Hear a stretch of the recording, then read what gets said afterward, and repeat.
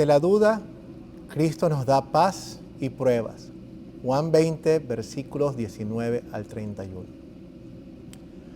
Al atardecer de aquel día, primer día de la semana, estando reunidos los discípulos a puerta cerrada por temor a los judíos, entró Jesús y poniéndose en medio de ellos les dijo: la paz sea con ustedes. Dicho esto, le mostró las manos y el costado. Al ver al Señor, los discípulos se alegraron. La paz sea con ustedes, repitió Jesús. Como el Padre me envió a mí, así yo los envío a ustedes. Acto seguido, sopló sobre ellos y les dijo: reciban el Espíritu Santo. A quienes perdonen sus pecados, les serán perdonados. A quienes no se los perdonen, no les serán perdonados. Tomás, al que apodaban el Gemelo, y que era uno de los 12, no estaba con los discípulos cuando llegó Jesús. Así que los otros discípulos le dijeron: hemos visto al Señor. Mientras no vea yo la marca de los clavos en sus manos, y meta mi dedo en las marcas, y mi mano en su costado, no lo creeré, contestó Tomás. Una semana más tarde, estaban los discípulos de nuevo en la casa y Tomás estaba con ellos. Aunque las puertas estaban cerradas, Jesús entró y poniéndose en medio de ellos, los saludó. La paz sea con ustedes. Luego le dijo a Tomás: pon tu dedo aquí. Mira mis manos y acerca tu mano y métela en mi costado. Y no seas incrédulo, sino hombre de fe. Señor mío y Dios mío, exclamó Tomás. Porque me has visto, has creído, le dijo Jesús. Dichosos los que no han visto y sin embargo creen. Jesús hizo muchas otras señales en presencia de sus discípulos, las cuales no están registradas en este libro, pero estas se han escrito para que ustedes crean que Jesús es el Cristo, el Hijo de Dios, y para que al creer en su nombre tengan vida. Paz.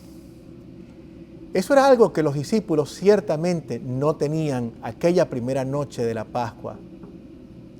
Tenían preguntas, tenían inquietudes, tenían temores, pero paz, no tenían paz. Ellos estaban sentados, acurrucados, encerrados en una habitación en el interior de un cuarto, prófugos. Su maestro Jesús estaba muerto, había sido ejecutado en una cruz romana. Y ahora el miedo los tenía en sus garras. Así que, sin líder, esta pequeña banda se escondió en las entrañas de Jerusalén para esperar a que pasara la tormenta. Definitivamente, no era un momento pacífico para ellos. Pero más que paz mental, los discípulos también carecían de paz espiritual. Recuerden, fue hace solo 4 días cuando vieron a la turba que venía a arrestar a Jesús y se dispersaron como las ovejas que eran. Habían abandonado a su maestro. De los 3 que fueron lo suficientemente valientes para seguir a la multitud, uno huyó desnudo a su casa y el otro terminó negando que siquiera conocía a Jesús. Mientras Jesús colgaba en la cruz, solo uno de esos discípulos se atrevió a ir y a unirse a las mujeres en el Calvario. La vergüenza pesaba sobre sus hombros, la culpa pesaba sobre sus corazones. No había paz para ellos, solamente dolor y culpa. Pero entonces algo sorprendente sucedió. Nuestro texto dice: la noche de ese mismo día, el primero de la semana, los discípulos estaban reunidos a puerta cerrada en el lugar por miedo de los judíos. En eso llegó Jesús. Se puso en medio. De repente, el hombre a quien habían abandonado a la crucifixión y a la muerte se presentó ante ellos. Simplemente apareció justo allí en medio del grupo. Cuando nuestro Salvador se paró frente a los discípulos, estos no lo podían creer. Abrió la boca y les habló sus primeras palabras desde su resurrección. Palabras tan reveladoras, palabras hermosas. Les dijo: la paz sea con ustedes. Piensen en esto. Qué palabras tan maravillosas salieron de la boca de nuestro Salvador. A sus discípulos afligidos y llenos de culpa, Jesús les dice estas palabras de perdón y de absolución. No habla de su abandono, no menciona su miedo por sus propias vidas. Más bien, les ofrece la rama de olivo del Evangelio. Les ofrece la paz que solamente Él puede dar. Pero eso no fue suficiente para los discípulos. ¿Alguna vez has lastimado fuertemente, realmente a alguien y más tarde cuando te disculpas, esa persona te dice: no te preocupes? O como dicen en México, no pasa nada. Sin embargo, en el fondo, te preguntas qué está pensando verdaderamente la persona. Te preguntas si realmente te perdonará, si verdaderamente te olvidará. ¿Cómo podría Jesús olvidarse de lo que habían hecho estos discípulos? ¿Cómo podría Jesús olvidarse de todo lo que nosotros hemos hecho? Esa es exactamente la razón por la que Jesús fue más allá de solamente ofrecerle esta palabra de paz. No se limitó a decir: no te preocupes, no pasa nada. Veamos el siguiente versículo de nuestro texto. Y mientras les decía esto, les mostró sus manos, les mostró su costado. Después de ofrecerles el perdón, Jesús levanta sus manos para mostrar los agujeros abiertos por los pesados clavos que lo traspasaron. Se retira la camisa para señalar el corte en su costado de la puñalada que le hizo la lanza romana. Pero lo hizo, lo señaló para mostrarle a su pueblo, a su iglesia y a ti y a mí que Él había proporcionado el gran regalo de la paz. Porque estas eran las gloriosas marcas que significaban la obra que Él venía y había cumplido, lo que Él venía a hacer. A través de sus manos traspasadas y su costado desgarrado, Cristo había provisto el pago por el castigo. Todo para que nosotros no dudemos. Jesús nos dice a cada uno de nosotros: mira mis manos, mira mi costado. Yo pagué por tu pecado. Yo perdoné tu pecado. No lo dudes. Más bien, quiero que tengas paz. La verdadera paz no proviene de la superación personal. La verdadera paz no viene de tratar de mejorarse. La verdadera paz no viene de negociar con Dios diciéndole que ahora sí, que de aquí en adelante serás el hijo que Él siempre quiso. Porque la verdad es que cuanto más tiempo paso mirando mi propia vida, más me susurra la conciencia al oído. Esos susurros que dicen: no vives una vida perfecta, no vives una vida muy buena. ¿Crees lo suficiente? ¿Es tu fe lo suficientemente fuerte? A través de todo eso, ¿dónde está mi enfoque? ¿Paso mi tiempo mirándome en el ombligo, cuando mi vista debería estar puesta y fija en la cruz? Mira a Cristo. Cuando sus discípulos estaban atormentados por la culpa y la duda, Él les mostró sus manos y les mostró su costado ensangrentado. El punto, hermanos y hermanas, es mirar a la cruz y decir: deja de mirarte a ti mismo. Tu salvación no tiene nada que ver contigo. Tiene todo que ver con Cristo. Mira a la cruz porque allí murió tu Salvador, para que tú puedas vivir. Mira sus manos, mira su costado y ten paz. Tus pecados son perdonados. Resultó que uno de los discípulos, llamado Tomás, estaba ausente esa primera noche de Pascua. Cuando regresó con los discípulos, se encontró con un grupo totalmente cambiado. Todos se acercaron a él y le dijeron: hemos visto al Señor. Tomás, sin embargo, no estaba dispuesto a dejarse convencer tan fácilmente. Nuestro texto nos dice que los discípulos seguían diciéndole que Jesús había resucitado. Y sin duda, le contaron los relatos de María Magdalena, que había visto a Jesús en el sepulcro, las mujeres que lo habían adorado en el camino, los discípulos que viajaron con él hacia Emaús, Pedro, a quien se había aparecido al Señor. Y más allá de todo eso, seguían diciéndole que Jesús había venido a todos mientras ellos estaban en la habitación encerrados en la noche de Pascua. Pero Tomás, en su incredulidad, exigió más pruebas. Él no se dejaría arrastrar por esa farsa como los demás. No. Él era sabio, él era escéptico. Tomás quería verlo por sí mismo.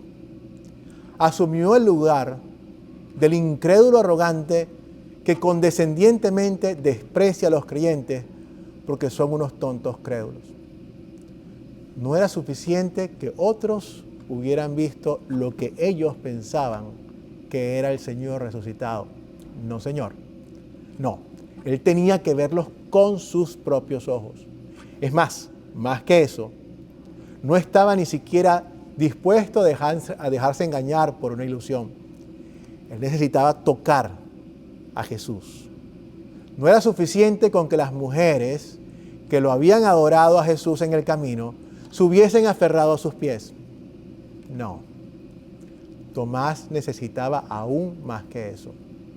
En su incredulidad exigió de forma grosera que a menos que él pusiera sus dedos en los agujeros de los clavos de las manos de Jesús y a menos que metiera su mano en la herida abierta en el costado de Jesús, ciertamente nunca creería. Hermanos y hermanas, ¿cuántas veces hemos visto la misma actitud del mundo incrédulo en nuestros días? Quieren pruebas. ¿Cuál es la frase común para esta generación tan pragmática? Ver para creer. Eso resume acertadamente la mentalidad de Tomás. En su sabiduría y sentido común, había rechazado de plano la posibilidad de la resurrección. A pesar de cada una de las promesas de Cristo con respecto a su crucifixión, se hizo realidad. Tomás no podía creer que una sola palabra sobre su resurrección lo haría. Ahora fue peor. Ahora fue por incredulidad que Tomás exigió pruebas. Fue por amor a nuestro Señor que proveyó la prueba exigida. Nuestro texto dice: 8 días después, sus discípulos estaban otra vez a puerta cerrada y Tomás estaba con ellos. Estando las puertas cerradas, Jesús llegó, se puso en medio de ellos y les dijo: la paz sea con ustedes. Luego le dijo a Tomás: pon aquí tu dedo y mira mis manos y acerca tu mano, métela en mi costado y no seas incrédulo, sino creyente. Imagínense la conmoción en la que se encontraba Tomás. Imagínense la culpa y la vergüenza que sintió porque no había creído que su Señor pudiese vencer a la muerte. Pero ¿cómo lo saluda Jesús? Le dice nuevamente, la paz sea con ustedes. De nuevo pronuncia estas hermosas palabras de gracia y de perdón. De nuevo le ofrece la paz de los pecados perdonados. Pero Jesús tenía otra razón para venir esta noche. Había venido a ofrecer la prueba que Tomás le había exigido. Jesús sabía lo que Tomás había dicho. Así que Jesús lo llamó. ¿Querías hacer algo con ese dedo tuyo? Tráelo aquí. Aquí está. Toca mis heridas. Ven. Ve la prueba que yo te he dado. Solo deja de dudar, Tomás, y cree. Frente a su glorioso Salvador ahora resucitado, Tomás ya no necesita tocar esas preciosas heridas. No, en cambio, con fe, miró a Jesús y le dio la confesión que se merecía. Él dijo, Señor mío y Dios mío. Amigos míos, no fue solo por Tomás que Cristo vino esa noche. No fue por Tomás.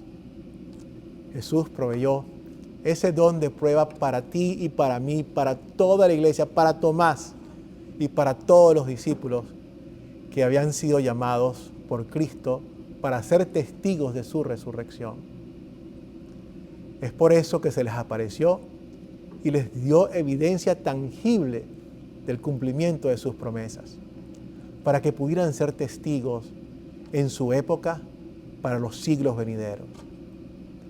Juan escribe, Jesús hizo muchas otras señales en presencia de sus discípulos, las cuales no están escritas en este libro, pero estas sean escritas para que ustedes crean que Jesús es el Cristo, el Hijo de Dios viviente, y para que al creer tengan vida en su nombre.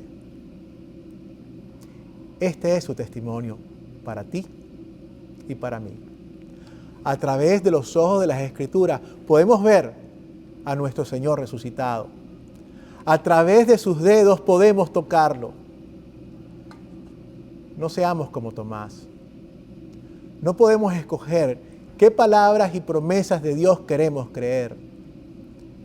Estas palabras fueron escritas por testigos oculares como un testimonio, como prueba que Dios ha cumplido sus promesas. ¿Por qué? Para que ustedes crean que Jesús es el Cristo, el Hijo de Dios. Cuando Cristo nació en Belén, la multitud de ángeles cantó su gloriosa canción a los pastores. La canción que decía, paz en la tierra. Esa fue una promesa hecha cuando Cristo se levantó de la tumba, habiendo pagado por el pecado y vencido a la muerte. Se le apareció a sus discípulos y les dijo, la paz sea con ustedes. Esa fue la prueba de la promesa cumplida. ¿Tienen alguna duda, hermanos y hermanas? Abran las Escrituras y vean la prueba. Jesús le dijo a Tomás, Tomás, has creído porque me has visto. Bienaventurados los que no vieron y creyeron. Cuán bendecidos somos, a quienes se nos ha dado el don de la paz y el don de las pruebas, paz que calma nuestros corazones atribulados, las pruebas que cambian la duda por la confianza. La paz es tuya. Cristo lo ha demostrado. Amén.